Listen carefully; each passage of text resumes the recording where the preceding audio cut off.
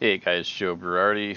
Just wanted to give you guys an introduction here into dynamic blocks or constraint blocks, whichever you're using. Hopefully you're using one of them. All right, so what I did here is I just created a simple, one drawer, two door base cabinet. And what we're going to do is just show what constraints and the dynamic properties can do and why you should be using it. So I'm going to open up a discussion about that. So if you click on the block, you can see there's some elements in here, like these little arrows here. You can see there's an arrow down here. You probably barely see it. And these control little properties inside this block. So let's say like the width, the height, the drawer front height, the gap on the bottom, that type of stuff. And you don't have to show them all. You can hide them, ones that you don't want to have seen. But they're still there. So like if you click on the block, you can see all the properties that are defined in this object are right here. Okay. So now I can stretch this block manually. Okay, and you can see everything stretches accordingly. This is a constraint block. It's not a dynamic block. All right. Now if I stretch it down, you can see that this top drawer front stayed and the bottom doors, decided to readjust themselves. So, and that's because of the constraint that I had set up before because of the drawer front here. Okay. Now I can always come over here and manually adjust these. All right, so if I say cabinet width, let's just say it's 30, cabinet height, let's just say that's 30, and then the top drawer front, let's just say it's 6 inches, right? So now everything adjusted. Now, if you wanted to do this like over and over again, you got different products, different blocks, whatever you want to do. Let's just create a quick elevation here. I'm just going to copy a couple. Okay. Give me one more.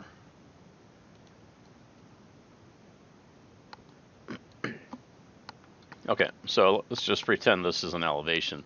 So now, one of the big benefits of using blocks is I can grab all the data like this and modify it all in one shot, right? So now I can grab, let's say cabinet height here, and let's just say, they want a taller box, 36, boom, automatically adjusts, right? The whole thing. So now if I want to make one unique, I'll just grab this one. I can come here. I can use the grip here too if I want to. And adjust my cabinet height to 48. So now that one's different. So now if for some whatever reason I wanted this drawer front to align with this one, I can always adjust that back down.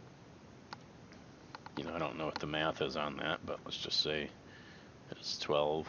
It's a little more than that. There you go, 18. All right. So now you've got a weird looking elevation, which is fine. But now, let's say you're running your old school, all you got's AutoCAD, so you don't have any sort of automation software like Microrealm or WoodCAD CAM or Cabinet Vision or anything like that. We can take this data and extract it into a form that we can manipulate and use in other areas. So now, if I go to data extract, right, and I'm just going to grab one that I've already set up. Okay.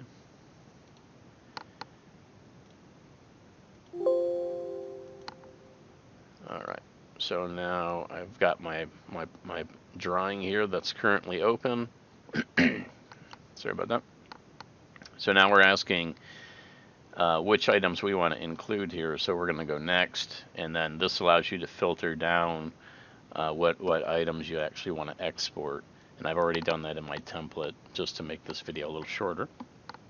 All right, so I'm just going to hit next again, and so now you can see the data is now starting to be realized. All right, and I'm just going to hit next, and now it's going to want me to export it, and I've chosen to export this as an XLS file, but you can export it as CSV, an MDB, text file, whatever you want, whatever data needs to come out. All right, So I'm going to hit next and finish. All right, so now I'm going to open that up, and boom, there's my data. All right, so I am, because this is kind of some crappy text in here. Let's see. Ah, there we go. That looks fine. Okay. So now if I open these up, you can see I've got all the data that we were just playing with in a simple form, and now we can take this Excel file, you know, and Microvellum can take a CSV file. It's got to be formatted a different way, but that's easy to just move columns around. All right. So now this here gives me a list of products, the size of the products, and the properties of that product. So you can see the strength of being able to build with the dynamic block, you know, if you don't have any other forms of automation, you know, software. So blocks are uber important. So if you're not using it, I would suggest getting on it. I'm going to do some future videos on how to use the constraints, how to use the dynamic blocks. So I just want to open up a discussion about this. So let me know what you think.